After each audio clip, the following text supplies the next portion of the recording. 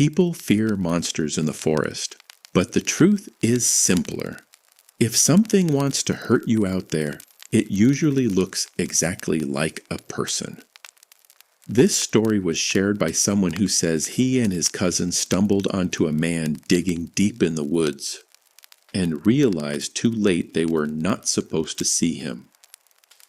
Welcome to Tales Beyond the Flame. It happened during a winter afternoon. He and his cousin had gone into state forest land to look for an old abandoned vehicle rumored to be rusting somewhere beyond a logging track. Nothing illegal, nothing dramatic. Just two bored men with too much curiosity and a free weekend. They parked near a locked service gate and walked in. The weather was cold, but clear.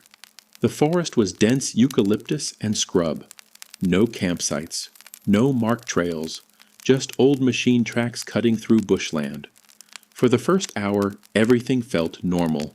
They talked, took photos, kicked through puddles, found broken bottles and rusted wire, signs people had been there before.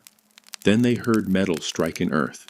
Slow, rhythmic, clang, scrape, pause, clang, scrape.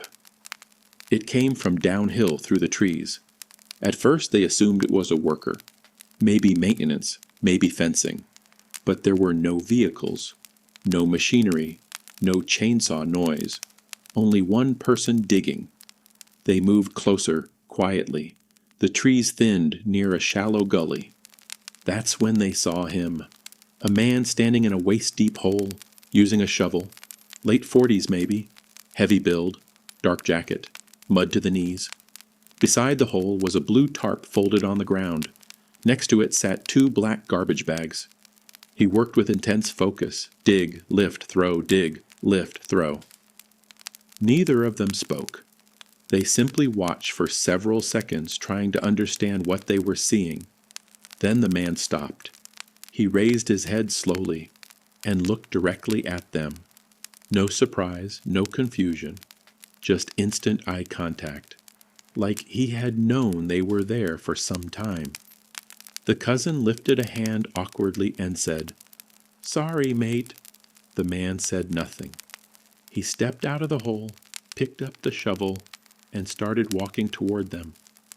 Not running, not yelling, just walking fast with the shovel in both hands.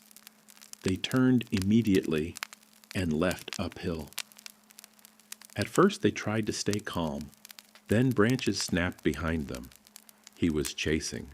They started running, boots sliding on loose dirt, bush tearing at clothes. The cousin looked back once and shouted that the man was gaining. They sprinted harder. The sound of the shovel striking branches followed close behind. They reached the old machine track and ran toward where they had parked. No signal on either phone, no other people around. No houses nearby, just forest.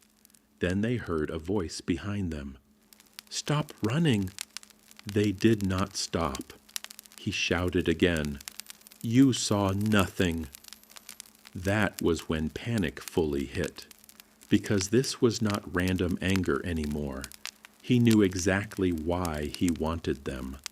They rounded a bend in the track and finally saw their car ahead through the trees. Still another 100 meters away. Too far. The cousin stumbled hard and fell. He turned back to help him up. When he looked behind them, the man had stopped running. He stood in the center of the track holding the shovel over one shoulder, breathing heavily, watching. Then he smiled. Not friendly, not relieved. Calm. Certain. And he began walking again. They dragged themselves to the car, door slammed, engine on. Tires spun in mud before catching. As they pulled away, the man stepped off the track and vanished into trees without looking back. They drove straight to the nearest town. At a petrol station, they called police. Officers took details seriously enough to attend. 2 patrol units searched the area before dark. They found the service gate. They found fresh footprints on the track.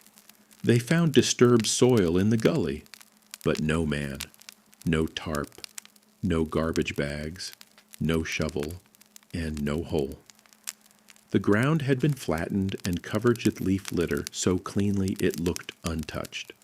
Police asked if they were certain of the location. They were. Both could identify the split tree beside it and a large granite rock nearby. It was the same place, yet there was no sign digging had ever happened. Weeks passed. They assumed that was the end of it. Then his cousin received a call from a blocked number. Static for several seconds. Then a man's voice said, "You should have kept walking." The line disconnected. Police could do little. No trace, no recording, no evidence beyond their report. Months later, a news article appeared about a missing local contractor who had vanished around the same time. Last seen driving a white ute. No body found. No suspects named.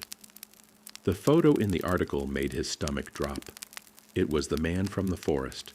Same face, same eyes, same heavy build, meaning one of two things had to be true.